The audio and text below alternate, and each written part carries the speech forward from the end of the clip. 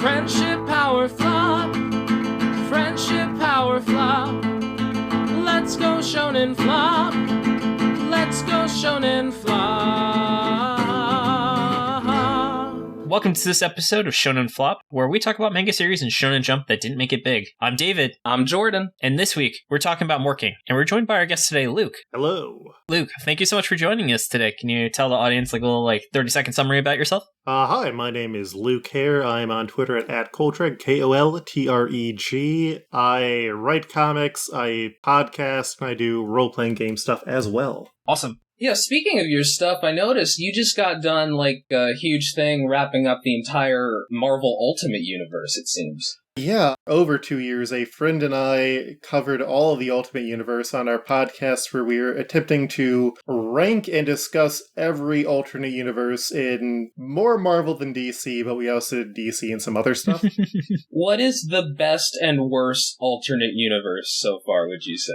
The best alternate universe is one where J. Jonah Jameson ends up adopting Spider-Man. He adopts Peter Parker, and everything goes wild from there. That's such a good premise. That is pretty fantastic.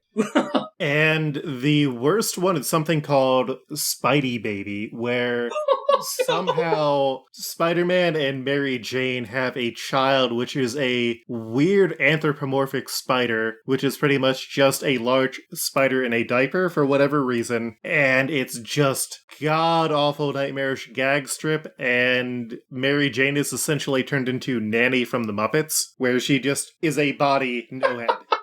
I was kind of hoping Spider Baby would be what if Peter Parker was reincarnated as a K-pop star, and that was the name of his band?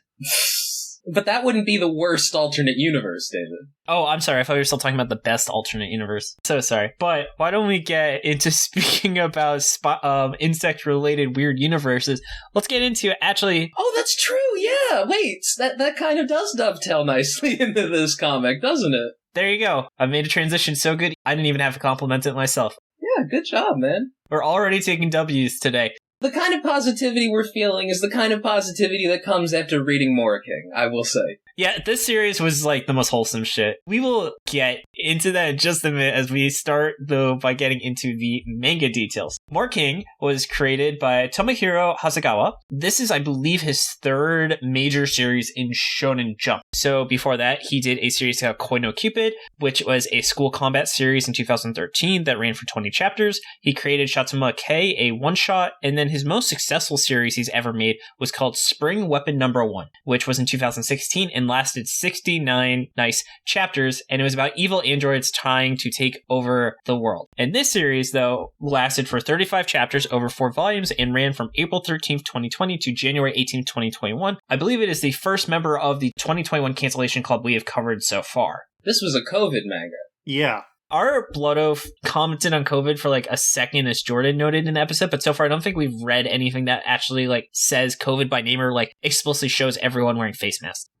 That's fine. I'm not expecting that. It probably shouldn't. I think that if we do start getting those manga, it'll be in a year, Yeah. I could have totally seen Neolation embracing COVID as an element to it. Yeah. And then I also want to give this week's Gaiden fact, which for those who are unaware, we have a awesome person, Tucker, who makes Shonen Flop Gaiden, which are kind of companion episodes where he goes into details the translation, some of the lore. He did a super awesome one just about vampires in Japan that you can find on our YouTube channel for our Blood Oath. And so the Gaiden fact I want to talk about this episode is something interesting is in Japanese, apparently all of the character names are actually anagrams of what the name of the insects are. And each of them also, I think, contains the katakana for the word king. So that's how you could tell who the candidates were, is literally they had the word king. So Moriking is the only one where they kept that. But I thought that was a really interesting detail of the names of the characters. Mm-hmm. I could definitely tell when I was reading this that there was something going on with the names. Mm-hmm. I don't speak Japanese, but there were definitely a couple words where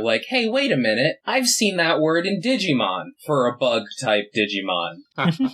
So now let's shift gears into actually going into the details of the series. Jordan, take it away with your summary of Moriking. It's the beginning of summer in the Aikawa residence, the home of a teenage girl named Shoko and her little brother Shota, who's obsessed with insects. Like many young Japanese children, Shota is raising a rhinoceros beetle, but when it hatches from its pupa, instead of a cool bug, out pops a hot anime boy with beetle horns and a crown. His name is Mori King, and even though he appears mostly human, he is a beetle who has been prophesied to be the king of the forest and rule over all bugs by winning a tournament that occurs once every 100 million years. The next few chapters involve Mori King winning over the townsfolk as well as Shoko and Shota's family members by being a strong, handsome, good boy who helps people using weird bug powers, as Shota shares beetle facts that explain what is happening. Mori King meets other contestants in the humanoid insect battle, such as a butterfly gangster, a sweet little boy who is also a cockroach, a queen bee idol, and a mantis who both become good friends with Shoko. Mori King fights against a stag beetle named Kuwata who wants to rule over the humans with an iron fist. Their ideological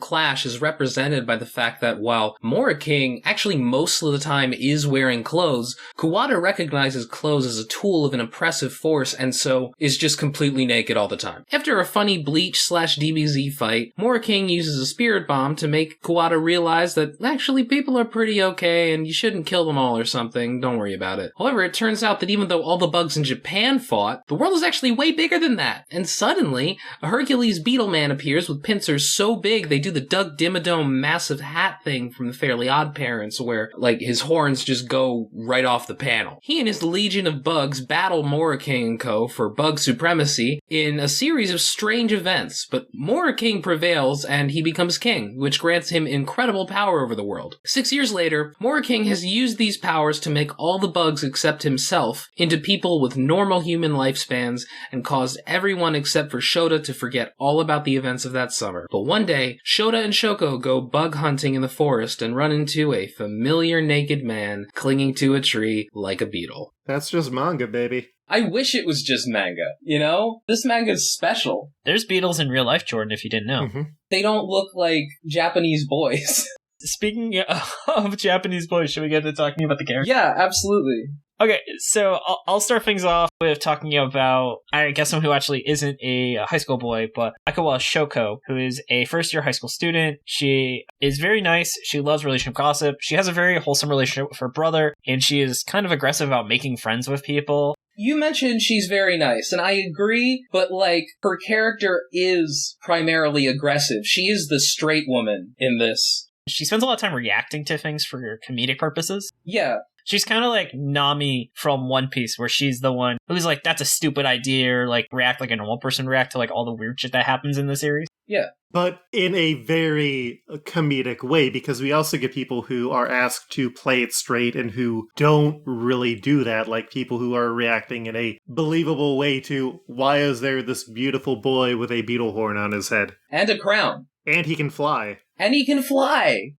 She is an athlete. She is a middle school judo champ, they point out various times, which is great. Mm-hmm. Like when she helps stop a bank robbery. Yeah, by doing a judo throw, it rules.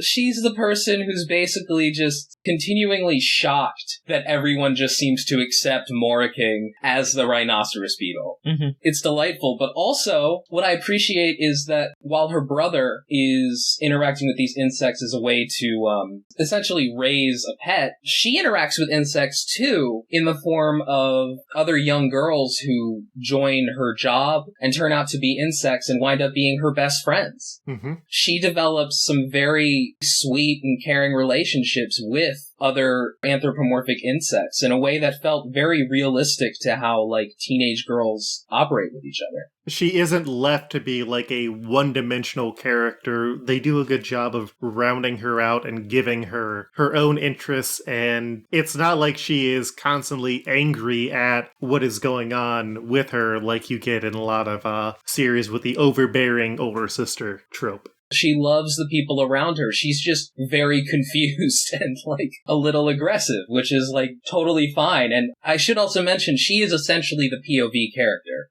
And, like, there's this wonderful moment where she's in summer school and she's talking with Mori King, who is just randomly crashed her class and disrupted everything. And he's just remarking about how beautiful it is that because they're going to have full lives more than just a single summer, he is sad that he won't get that, but like she understands part of where he is coming from and why he is living his life to the fullest, and it's this great moment of recognition. That's the thing, like, while initially she is very understandably freaked out by Moriking, but throughout the manga, she realizes, oh wow, he's actually like a good guy, and she's willing to change her perspective out of respect for him and out of love for her little brother. Mm-hmm. And then speaking of, do you guys want to spend a little bit of time talking about her little brother, Shota? Absolutely. I love this kid. Shota, just the kid who is 100% into insects in a way where, like, all of the character recaps compare him to different insects. It's so great. I now know so much more about bugs than I think I ever would have known before. Deadass, I was at the zoo yesterday, and I was like looking at the beetles and like finding the beetles that were in Moriking, and I was like, this is great. This manga makes learning fun. It does. I played a lot of New Horizons last year, and it's like, oh, I caught some of these. Now I know more about these. I looked into, can you raise beetles as a pet in the United States? And you can, but it's hard right now because they are not shipping beetle jelly. Yeah, that's the thing. This manga kind of made me want to raise a beetle, you know? Because that's always been a thing that confused me about Japan.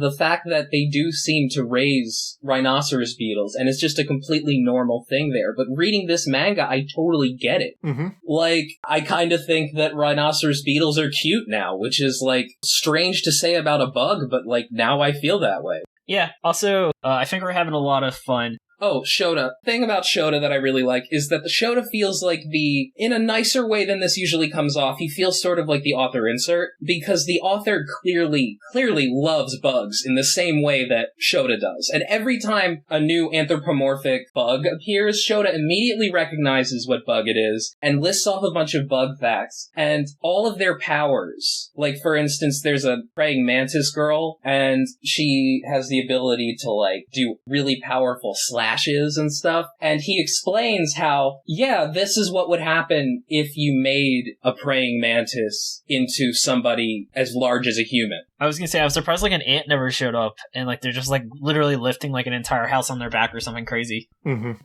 Yeah, I guess maybe because ants aren't something that you would keep as a pet. People keep ant farms. That is true. Even in America, that's like the most common insect I would say people probably keep as a pet, especially as a kid. But they're also not like a summer-specific bug, which is what a lot of these were. Oh, yeah. Also, in order to properly do an ant thing, you would have to have like probably a lot of ants. Mm-hmm. Or you just have a queen, and that doesn't really work as well. Yeah. Why don't we actually, speaking of bugs, talk about Moriking himself? I love this beautiful, earnest king whose goal is to provide the most help to all people and convinces other people to see his way. Socialist King Moriking. A true member of the Vanguard, I believe. The true successor to Vladimir Lenin. Yep.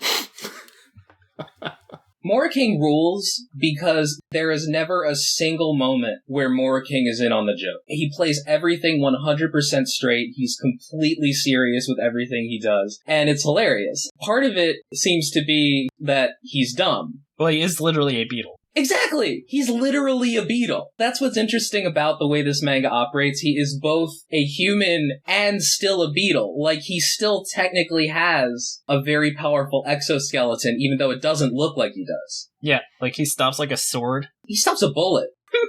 Or there's the, like, repeated scenes where he tries to eat human food and gets horribly sick or incredibly full in an instant. So good.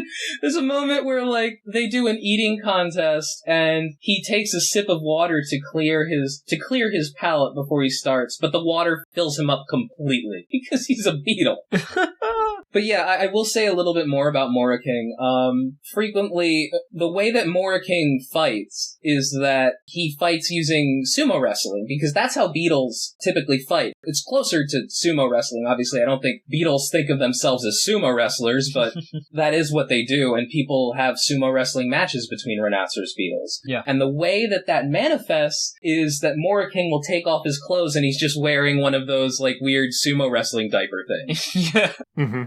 Suddenly. It's hilarious. Yeah, it makes me want to go, like, see a beetle wrestling match, but I feel like that's kind of animal cruelty. Not entirely. It's one of those things where they do fight naturally, But also reading up on the hobby, it's like most of the people, if you're going to be putting this sort of money into your beetles, they don't fight with them anymore because it's like, oh, I don't want to get its shell scratched or what have you. Yeah. It is a complicated situation. I don't understand enough about it. Like, it doesn't seem like chicken fighting, you know? Mm-hmm. They normally don't die, from what I understand. Yeah, they just throw each other out of the ring, I think. Yeah, I feel like the kids in this story would be a lot more worried about it if the bugs did die. Yep, that is fair. The next character that's really worth talking about is the praying mantis character, Moriking Oka, where it's kind of like she tries to do some subterfuge and hides that she's a bug for a while, and then they find out kind of the next chapter after she shows up, and then she's like, yeah, you got me, I'm a praying mantis, and then they have a fight, but she isn't very good at fighting, so Moriking is like, oh, well, I'm stronger than you, but you can be my friend, and then she just kind of joins the posse. Yeah, her initial idea is she's just fighting for her survival and thinks that that's what it is. She's working 20 different jobs to try and get what she thinks is needed for her life. And then it's after she realizes that it doesn't make her happy and she just wants to be friends, she changes and mostly shows up to eat or beat other bugs. True, but also, I will say, the function that she really serves is she's Shoko's first real friend. Mm-hmm. What happens when we first meet Shoko is she's working in a part-time job, and everybody there who works with her is, much older than her. She's the only teenage girl. Until this other teenage girl shows up, and that's Oka. And they get along super well. It's very sweet and very heartwarming, and Shoko is, stunned when it turns out, oh my god, she's also an insect? It's they note how, the female insects are a lot better at, being a part of society than the male ones. Yeah, I noticed that.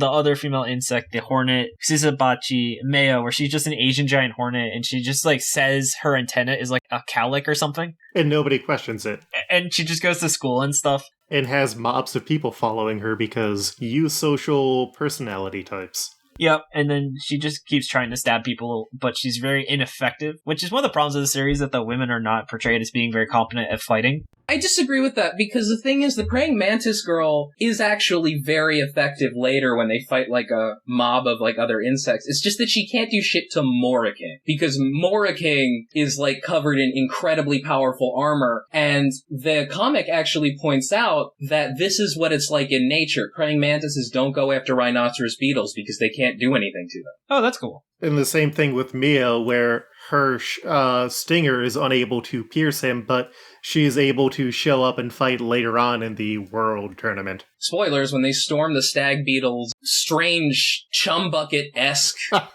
structure with giant beefy legs and horns, she terrifies the shit out of everybody in there because they're like, holy shit, it's a fucking praying mantis! Oh my god! So it's just, she has a hard counter. Exactly. There's another character we're gonna get to. We may as well go to him now. Are you talking about the butterfly guy? Oki Samura. Yes! The Great Purple Emperor. Samura shows up and he looks like this punk. He has a scar on his face and he's always got a straw that looks like a cigarette. And he is owned by a little girl who's the same age as Shota. They're adorable. And Oki is great because he looks like this tough punk, but he really just loves the community, loves his owner, and is also a delightful idiot. Yeah, he kind of is the Japanese archetype of the punk with a heart of gold. He's a bancho type, if you're familiar with that. Do you want to define that just for people that might not be familiar with that term? Yeah, so bancho refers to more or less teenage, cool Japanese punk kids who are kind of in gangs. You see it a lot in anime. If you watch One Punch Man, that's Metal Bat. Josuke from JoJo Part 4 is kind of that. Half the characters from Yu Yu Hakusho. Especially Kuwabara. Kuwabara is absolutely. Oh yeah, Kuwabara's got the haircut. Totally. And that's the thing. If you see a kid in a manga and he's got a pompadour and he's wearing a school uniform and he's a tough kid, that's a bancho. What I love, he has a straw. It was so funny when I realized that that's not a cigarette and that's a straw. It is such a clever touch. He's a butterfly. Mm-hmm. Yeah, he's a butterfly. It's his proboscis. It's genius. I love that design choice. See, I feel like this episode contrasts with our Blood Oath, where I am standing this as much as you are, so I can't make fun of how much you like the series. Yeah, it's good. It is. And then I think there's two characters we haven't touched on, just so we can get into the negatives before we can start really getting into why we enjoyed the series so much. So the next character was Kurotsuki Ko. He is a cockroach boy. He got kicked out by one of the main bad guys, or I guess the closest thing to a main bad guy.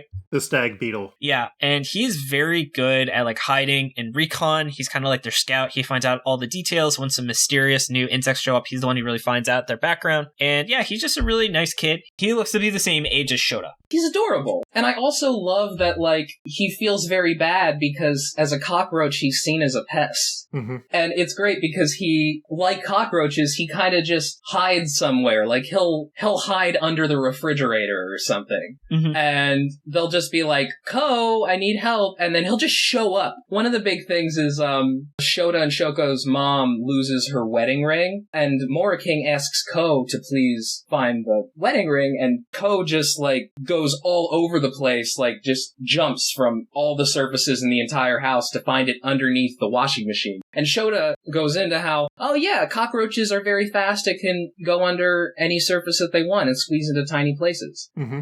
Later on, when their grandparents show up, it turns out that because they've been helping the town so much, he's essentially running a small bat cave in a basement that nobody was aware they had. Their grandpa discovers, this little, staircase downstairs, and they just discover Ko sitting at a supercomputer like he's fucking Oracle. It's really funny. Mm-hmm. I love Ko. But the thing is, Ko, the reason why he's here is because he was cast out by his previous king, who is Kawada Oga, which is the first kind of big bad of the series. And he's a stag beetle, which is actually bigger than a rhinoceros beetle, I think. That's kind of the first good matchup that Mori King has. And he doesn't like people. There's kind of a Charles Xavier Magneto energy between the two. Mm-hmm. Especially because they were apparently, when they were larvae, they were apparently rivals at a dojo. But even though Oga thought that he was stronger, the master gifted the final technique to Moriking. And the final technique was, I believe, the spirit bomb? Except for love of the forest and summer. The fight between Moriking and Oga is essentially both a Dragon Ball Z and a Bleach parody. It's really good.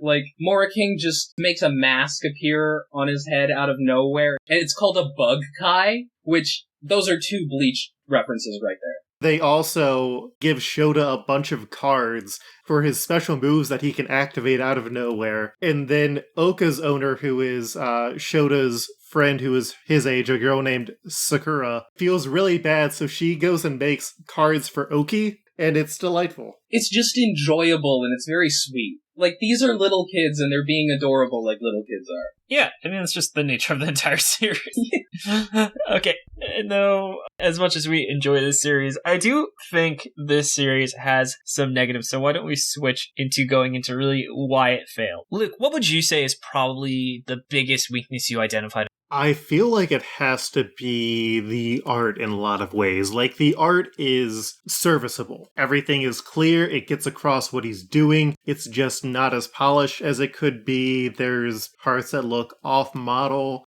I love the weird-looking dog Chappie, but Chappie does not look like a normal dog, and I think that's the biggest thing. If you're looking for, high-end quality art, and you're trying to get those, 3D gradients and everything, that's not what the series is. Chappie looks like Knuckles from Sonic.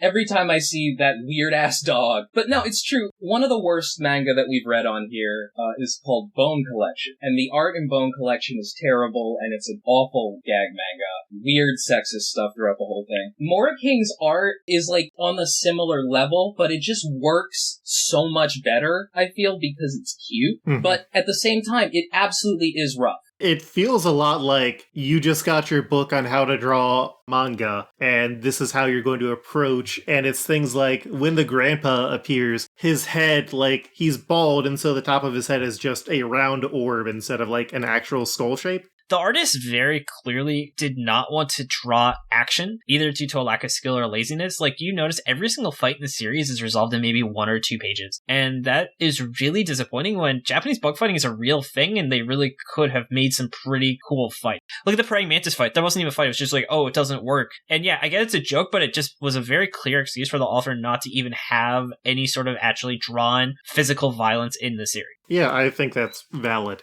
I definitely think that the author really was also just not interested in making an action. The author is definitely more of a gag manga kind of guy. And I think it's about setting expectations. Like, for instance, I think my current favorite gag manga in Shonen Jump is High School Family, which has, I would say, all the weaknesses the series does. Like, the art is not good. It has the most cursed-looking cat you will ever see in Shonen Jump, but it is absolutely hilarious, and it doesn't really try, and it doesn't set any expectations for there to be, like, a sense of action or violence. Well, I think this series just, when you describe the series to someone, you immediately compare it to things like Shaman King or Zatch Bell, or in particular Zatch Bell, as we discussed, where yes, there was a comedic element, but Zatch Bell still had legitimate fights in it. There were multi-episode fights. You didn't get this half-boiled, like, oh, well, we set up a combat-oriented premise, we're not doing it, which really just made it that I had this expectation that there was going to be some sense of action that was going to be enjoyable that the series just withheld from you the entire time. Like, no one ever says, we don't use combat to decide the king. Like, they set up that tournament arc, they just keep subverting it every single fight of why it's not really a fight, instead of establishing that as the rule. And I get it's funny, but it also meant like, okay, so no one actually is going to fight in a series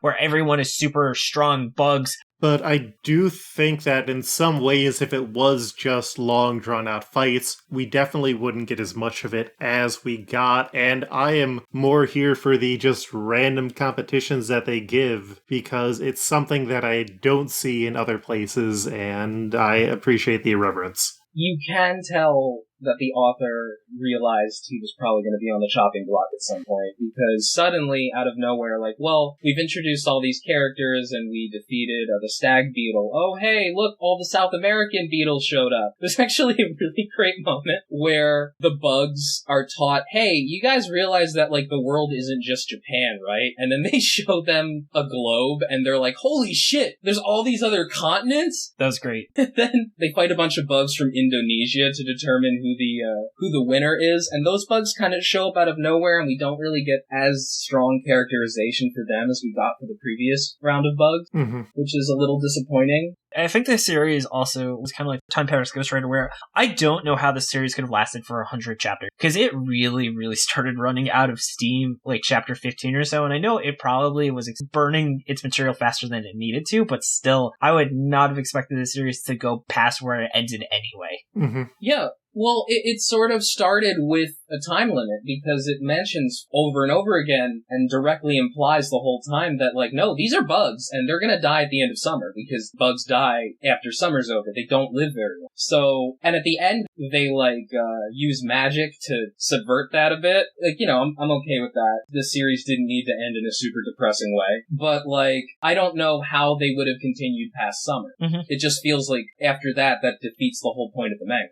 I feel like the only other way is, like, Mori King gets adopted by another family, or something of that nature, which would have taken out a lot of it, but on the other hand, I wouldn't mind potentially seeing sort of a Digimon Generations where it's just like, oh, well, here's the old people who are also now interacting because they've regained their memories of Mori King. Yeah, maybe they would have encountered the original, like, they find, like, these ancient insects or whatever, you know, like, and they're just all, like, 10 feet tall or some shit from, like, the Jurassic era, when bugs were huge. It would have had to have become a different man. It would have had to have changed completely. So I'm kind of actually fine with where it ended. Yeah. I would not have minded more chapters of it, because there is definitely the switch that gets flipped, but I think all it sort of cut out was more of the non-overarching story ones. But I love those non-overarching story ones where it's just like, oh, they're filming a movie now. Yeah, I'm just thinking Moriking battle tendency. Yeah, the Hercules beetle turns into Dio. Yeah. Oh, God. One last thing I thought was really problematic is I feel like the series it was kind of the Poochie effect, where when Moriking isn't around, everyone is kind of just like, where's Moriking? We're not really able to function as characters because our entire personalities and jokes are just based on how we interact with the main character. I definitely see that. He is absolutely the center point of everyone's lives. I'm going to be honest with you guys. I felt like this kind of why it failed section wasn't quite as strong because, as we talked about, this series really did do a lot of really enjoyable things. So let's turn it to what it did well. Jordan, what would you really say kind of stands out to you as a highlight? At the end of the day, if I were to boil it down, this series is about the nostalgia of growing up in the summer and just, like, the nice things that happen as a little kid. Like, you have Shota, and his story is about how it's fun to be a little kid and raise a beetle and, like, just get really into, like, insects and just these things that interest little kids and just the fun that you can have there and the friends that you can make in doing that. Whereas with Shoko, her story is about being a teenage girl and getting a part-time job and making a bunch of friends and just, like, having a good time over the summer. Like, it really is, the real Mori King really is the friends we made along the way. Yeah. Mm-hmm. And I'm totally fine with that because that's, like, the whole point of the manga almost. Like, it works really well. Yeah. And it winds up just being a very delightful series. I would wholeheartedly agree. It's just wholesome. The stakes are, I guess, high if you really thought about it, but relatively speaking, not really. And it's just nice to read where people are friends and it's just cute adventures and there's no bloodshed. And, you know, it's a nice change of pace to some other things in Jump. But, like, can you imagine going from reading Chainsaw Man to this every week? Yeah, absolutely. Just like blood and guts, and then, oh, I turn the page and, oh, hey, it's Moriking. Yeah.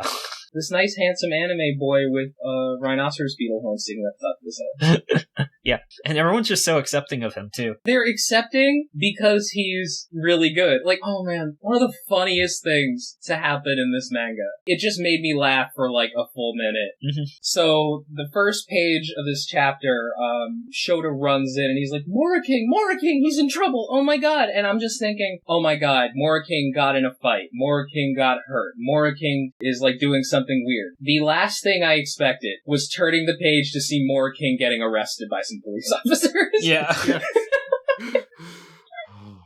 It's so funny. And the cop is like, I've been on the force for 30 years. I can tell when someone's lying. So he's like, all right, Moriking, how old are you? And Moriking's just like, 1. And he's like, there's no hesitation. He's not lying.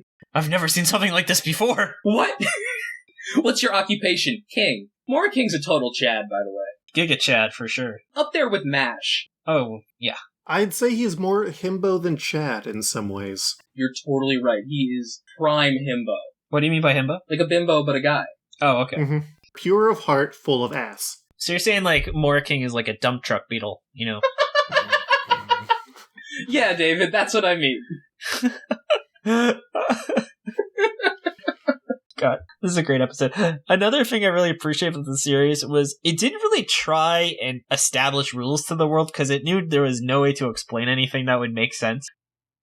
It's kind of like MST3K, where it's like, if you're asked too many questions, you're going to be for a bad time, so just relax while you're reading it. Mm-hmm. Just say to yourself, it's just a comic, so you should better just relax. But it's also interesting because the series does justify these things, but it justifies them by having Shota, say, list off bug facts, and then just say, yeah, no, this is just an extension of how bugs actually act. It's just evolution, baby. It's evolution, baby! We're just going to ignore things like the square cube rule, which is why this wouldn't work. The square cube rule? Yeah. Yeah, so the square cube law is that as the size of something doubles, its mass cubes. So that's why there's a limit to how large things can be and why you can't just scale things proportionate. Why, like, an ant that was the size of a human would not be able to lift 100 times its weight because while it is 10 times larger in height, it is 100 times larger in volume. I mean, it's a series about a rhinoceros beetle morphing into an attractive anime boy. Yeah, like, just don't worry about it. Like, really, that's your issue, you know? Exactly. Oh man, it is so funny whenever a character is confronted with the fact that they have to realize that Moriking is a rhinoceros beetle. Like, it happens a bunch of times, but it's always funny. Mm-hmm. One of my favorite moments is where Moriking is talking to the praying mantis girl, and he's just like, I will show you what it's like to be a king. And then the next thing we see is Moriking just buries himself underground with just his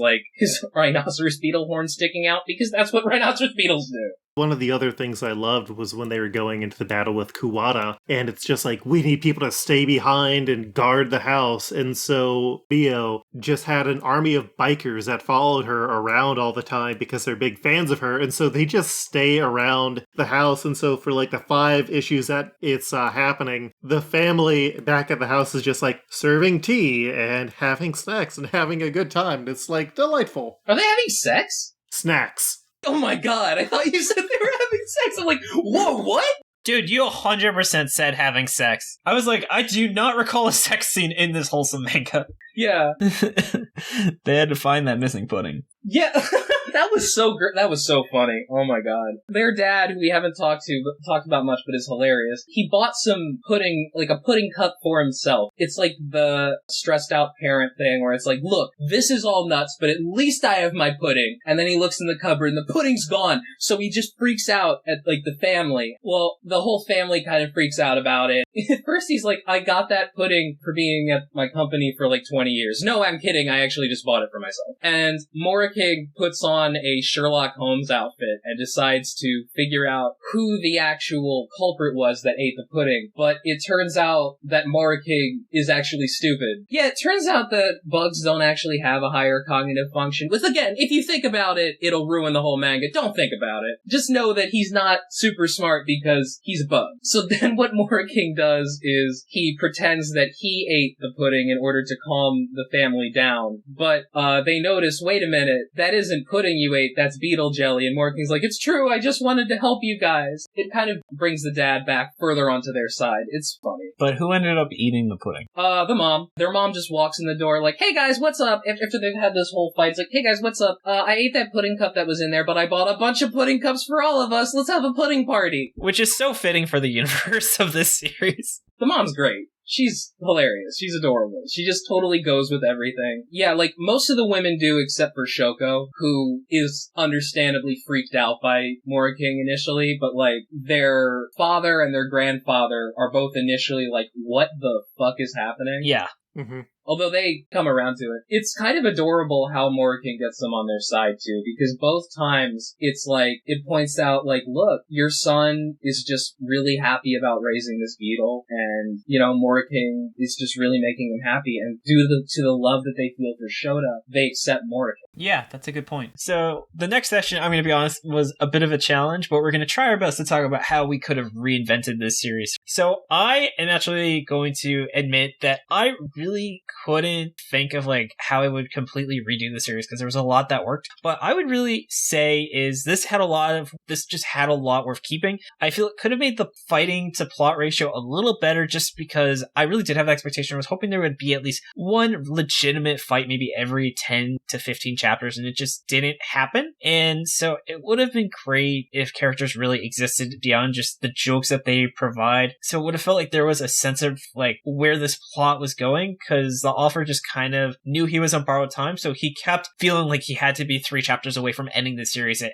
any moment. Mm-hmm. Yeah, I feel like when you make a manga like this, you're aware you're doing something risky, you know? Especially if you're submitting to Shonen Jump. For instance, I don't know how I would change this, but I'm pretty sure that, like, if the manga had kept going, or the author didn't feel that way, then we wouldn't have gotten that last tournament arc. It would have been split up and much more gradual. You know? Mm-hmm. For context, the way the last tournament arc shows up is just a bunch of bugs show up out of nowhere, and they're just like, hey guys, we're all gonna have this big tournament to actually end the manga, essentially. And what would have probably happened is we would have gotten, because I think most of those bugs, if not all of them, are from like Indonesia or South America, we would have probably gotten like a steadier influx of, oh man, here's the team from this country. Oh, here's the team from this biome, from this section of the world. And each of them would have become like their own characters and stuff like that. And yeah, it just kind of ended too soon because like if you think about the way that the characters go, you have Kuwata, who is the evil stag beetle, and then you have the Hercules beetle guy who is more or less just Kuwata. They're very similar in terms of characters, where they're both bugs who want to take over the world and turn it into like a place where bugs rule everything or destroy it. Well, there were some slight differences in the philosophies, like rereading this as many times as I did. It's like, Kuwata was also very discriminatory against his own bugs if they were too weak, and a way that I don't think the Hercules beetle was, where both of them wanted to kill all humans or put bugs in the dominant species, but the Hercules beetle at least seemed more accepting of all types, as long as they were subservient. Luke, I'll definitely let you do your pitch, but this is just giving me the ideas how I realized that a really big component that never had any presence is there was never a spider presence. And I'm just imagining that's what could have been the sequel series. Spiders just don't exist in this world, and they unearth the spider people from a cave, and it's the descendant of Moriking has to defeat the spider people to restore balance as they're the main predator of the insect kingdom. Yeah, he should have fought a tarantula. Right? That would have been great. So, that would have been, a cool scene for, a legitimate fight scene where you had, an 8-armed dude try and fight him. That is interesting. I mean, I guess tarantulas aren't insects. I guess they're technically arachnids, but I mean, I don't feel like that should super matter for this. Mm-hmm. But, tarantulas are pets, you know? People actually do keep them as pets in the same way that people keep rhinoceros beetles. And scorpions. Oh yeah, I just got fired from working at a pet store and we sold scorpion. It is interesting. Do you think that it's that's more of an American thing, keeping tarantulas as a pet? Maybe that's just not something that happens nearly as much in Japan. Maybe, but still, it's just weird that, those are the unnatural predators of bugs, so it's just weird. Mm-hmm. But as I was saying, Luke, please give us your 2 cents, because I realize I just want to make it that we don't skip over you before we delve more into this conversation. No worries. I mean, for what it is and for what it was, it did reach an end point, and I mean, I've seen other Western comics before that suddenly had to shift to an ending point, like Why the Last Man suddenly got 20 issues cut out of its overarching plot, and it feels like it. Yeah, and I mean, that's US issues, so that's almost 2 years of storyline. Oof, that's terrible. Yeah, but I'm happy with where it ended. If anything, I would not mind seeing the live action adaptation of this, because so much of it is literally just, oh, here's a handsome boy, let's put a beetle horn and a beetle shell on his back. Oh my god, a live-action version of Moriking would actually rule. If there was a Netflix movie adaptation of this, it might actually be pretty good. That was my thinking. You can do it as 2 movies or 2 short series, because Netflix is not really funding anything that goes on beyond that because it's not profitable. I was also thinking about how this would have been fun as a miniseries that literally lasts the length of the summer. Yeah. I will say also, this is, so for context, Luke, almost every manga that we have read on this show ends with a time skip. And usually it feels extremely rushed, and it sucks. But it works here, because the time skip is 6 years later. The way the manga ends is that, all of the bugs except for Moriking are able to become humans so that they can retain the friendships that they made while being bugs, and they all forgot that they were bugs. Except Moriking, who is still a naked man acting like a rhinoceros beetle. Yeah. The only person who didn't forget is Shota, and it goes 6 years in the future where he's now in middle school. I believe he's the head of the insect research club at his middle school. Mm-hmm. And it's really sweet. It just shows that, these experiences we had as kids were very formative, and we've continued to grow since then. We've really come into our own. Shoko's there, Shoko's in college. Sakura's there. Sakura is still friends with Shota. It's very sweet. This whole series is wholesome. All right, so let's make a quick pit stop in miscellaneous thoughts town before we get into the final verdict that you guys and me have definitely alluded to what we overall thought of this. So, Luke, what would you say are some miscellaneous thoughts on your mind? I think if this series wanted to inspire people to look into insects, it succeeded. I spent about 2 hours after initially finishing it looking up, can I get a beetle for a pet? How much problem is it? And then seeing that beetle larvae are really, really gross. And also that it would be, I think, heartbreaking in a way to put a lot of love and care into something that is only going to last for 1 year. Yeah, but I also feel like this manga points out that there's a beauty to that. Mm-hmm. It was weird there was not a single The Beatles reference. I was waiting for them to at least do a chapter cover that was, The Road Walk, or at least parody some other Beatles covers, but they just didn't talk about it. I don't know if the Beatles are nearly as huge. Yoko Ono was Japanese. Oh yeah, it's true. Yeah, Yoko Ono. It would be funny if Yoko Ono is more popular than the Beatles. Man, that's probably not true. Oh, imagine if Yoko Ono just she just shows up. It's like how Babe Ruth just randomly showed up in Security Busters. That ruled. Oh, And she's like, oh, these are the wrong Beatles, and leaves. Oh, that would be so funny. Yeah. That would have been the funniest shit ever. Hot take, by the way, Yoko Ono rules. And she invented new wave music. And then referencing something else, I think we talked about this, had this really... I could have seen this existing in the same universe as Ozu, which was a series we talked about, I think, 2 episodes ago by the creator of My Hero Academia. This manga is what Omega Dakizu should have. Yeah. This whole premise of the author clearly having a love for these creatures, and having somebody there who every time the creature does something, they're just like, oh wow, that's just like how animals really act in the wild. Like, it is like almost exactly what Ozu should, you know? But instead the author hates doing that shit. There's a really funny Dragon Ball Z reference in here. Spoilers for Dragon Ball fucking Z. Vegeta gets killed by Frieza on Namek, and Goku buries him, and Vegeta asks him to kill Frieza, and he's like, wow, that must mean a lot hearing it from you. So he buries him, and it's a very, like, poignant scene, and Vegeta cries, which is amazing in the moment. In this manga, however, the butterfly guy, like, faints and is like, please, Moriking, defeat this guy for me. So Moriking starts burying him, and he's like, I will do this for you. But the butterfly guy's still very much alive. And he's just like, what are you doing? And his head's just sticking out. I'm also just always thinking about Chappie, that award-winning dog. That was so funny, because he's Sakura's dog, and they have a town-wide pet contest to determine who the best pet is, and Sakura enters in the butterfly guy, and they're just like, why didn't you enter Chappie in? And she's just like, oh, Chappie won last year. What? And they're just like, Chappie won? This is just this dumbass dog? Yeah. I don't know if it was just in the translation, but there's something that I read as a weird Lord of the Rings reference, where when the biker steals groceries, he's just like, looks like meat's back on the menu. Oh yeah, and then she's just, no, my premium beef! Yeah. Which is one of my favorite lines, possibly in any manga I've ever read, actually. It's delightful with so many wonderful moments. The ramen eating contest, where the mantis girl is in it, and Mori King drinks like one bowl of ramen and then is full. He drinks a glass of water. And then it turns out that the mantis girl is like doing well and she's keeping in tow, and then she just shits out a tapeworm that is just a fancy looking British guy, because that's how mantises work in real life. Yeah. It's just... She's just like, hey, can I have like a big bucket of water and maybe a curtain? And then next thing you know, there's just like this butler guy, like Alfred from Batman, just standing there. And they're like, oh yeah, he was a tapeworm that was inside my stomach. Now my stomach's empty and I can just keep eating. I don't think I've ever seen someone kind of take a shit or a piss before so vividly in a Shonen Jump series. It was wild. Oh god. Speaking of nuts, are you guys ready to get to our final thoughts? Mm-hmm. Yeah. Jordan, how's my transition game been? I started really high, but I don't know if I've been maintaining. You've been going good. I don't know what nuts had to do with it, but I think you're doing a good job. Because this series was kind of crazy. Yeah. Whatever. Let's get into the final break. So I will start things off. My 6-word summary is bug out with some wholesome friends. I would agree with that. I worked really hard on that one.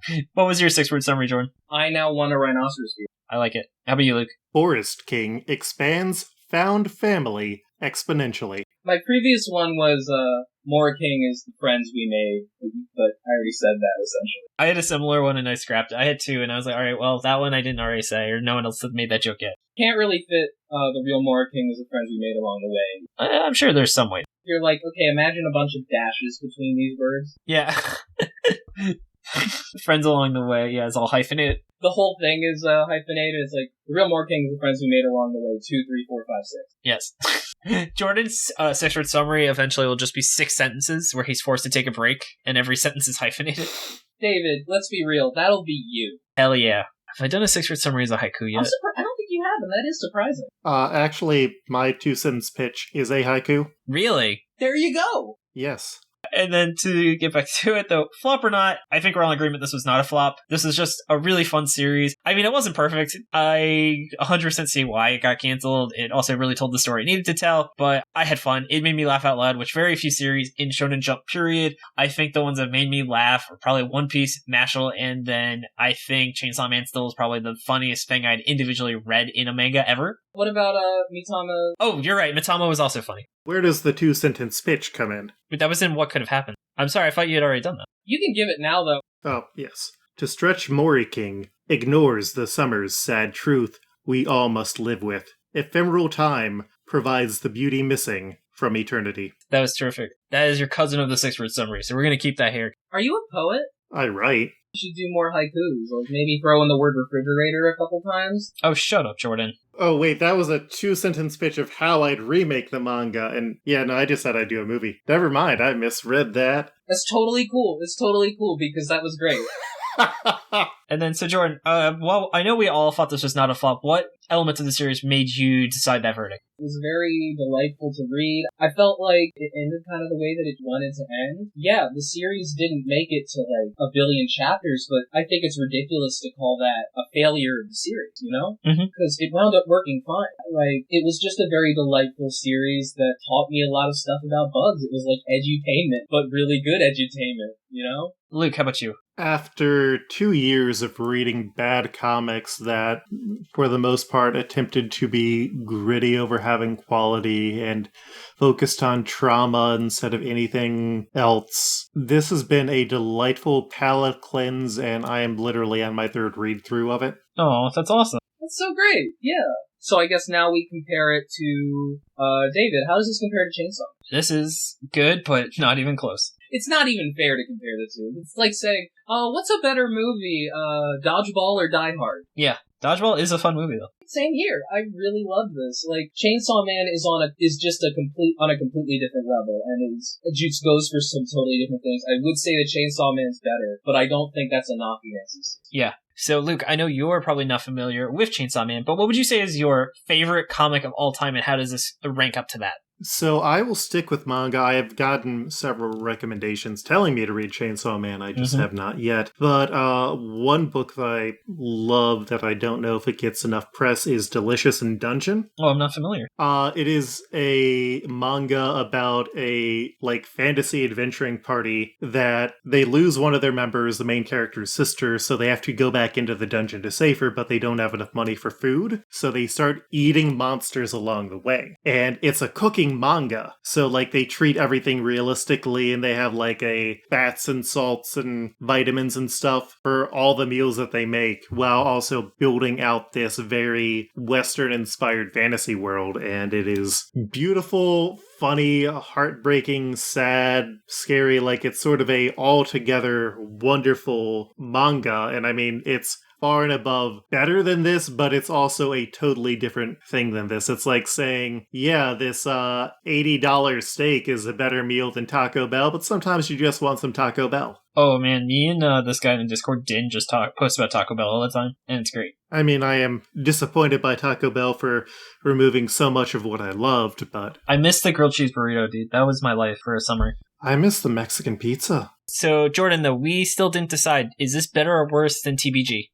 So TPG, Time Paradox Ghostwriter. I might still say Time Paradox Ghostwriter is a little better than this, but it's close. Yeah. I feel more equipped to compare it to Mitama Spirit Buster. Do you think it's better or worse than Mitama Spirit Buster? Yeah, I would say that's a better debate. I would say I think I enjoyed this more because I really felt like Spirit Busters just kind of started doing the same jokes over and over again, while this one still kept me laughing. Yeah. So I would say that. But I think the funniest parts of Spirit Busters was better than the funniest parts of Moriking. They're tied for me, though. I love both series. I might have to say this is I think this might edge out. Even in mind how Matama had the best last chapter. So for context, Luke, Matama, so when it got canceled, the last series is a recap, and the main character starts talking about all these adventures as though they had happened, but since the series got canceled, obviously, they never happened. The other main character's what the fuck are you talking about? None of those events actually happened.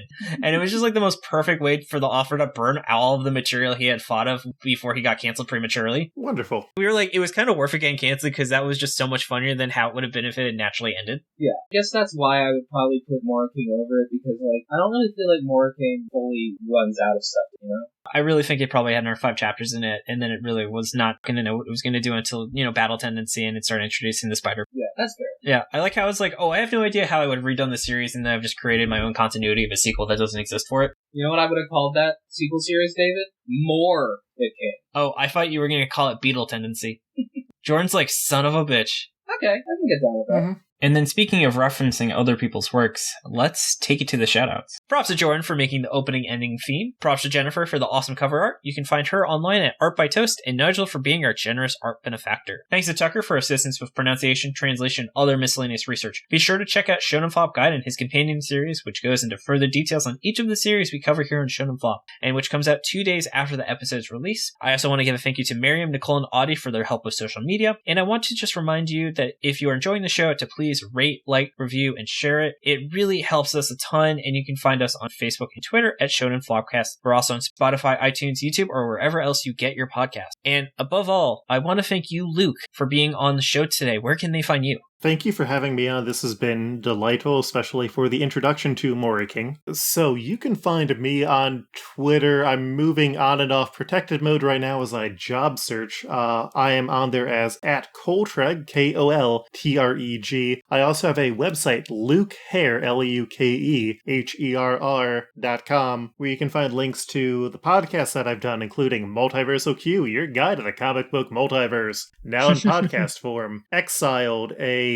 primarily Marvel alternate universe hopping actual play podcast. RPG Pals Club at rpgpals.club, which is a D&D actual play that I do. And then a few other things. The Unbearable Weight of Nicolas Cage, Tales from the Outlands, which is a new campaign discussion podcast about a 18-player Dungeons & Dragons campaign that I'm in. Holy shit, that's more than 17 players. Wow, yeah, that's one more, you're right. And I also do comics on a variety of topics. What's your craziest topic? I mean, I did a gothic romance horror period piece about people accidentally digging into a natural fission reactor and all dying of radiation poisoning. Oh, that rules. What's that called? That was called The Tomb of Naomi. And that sort of stuff is available on my website, or I've got a Gumroad, which is also under my name, Koltreg. You were doing a lot. I really respect the hustle. Also, I just want to really thank David for editing and putting this podcast together and being, all around good guy. Oh, well, thank you, Jordan. As always, it's a lot of fun. I couldn't have asked for a better co-host. And both of you have been great to work with. The build-up to this was delightful. Oh, well, thank you. It's been great talking to you. We're definitely going to have you back on when we cover Mori King 2, Beetle Tendency. Fair enough. And then going into general shoutouts, I first want to start by giving a shout out to the weekly Cooldown, eternal friend of the show, Kami Jace. Love him. There's not a better guy in podcasting. He has a podcast where it's a weekly gaming podcast covering the latest topics in a fun way. You can find them at anchor.fm/theweeklycooldown. The next show I want to give a shout out to is Squidtalks. New episodes every Saturday. Their life, their opinions. Open your mind, open your heart.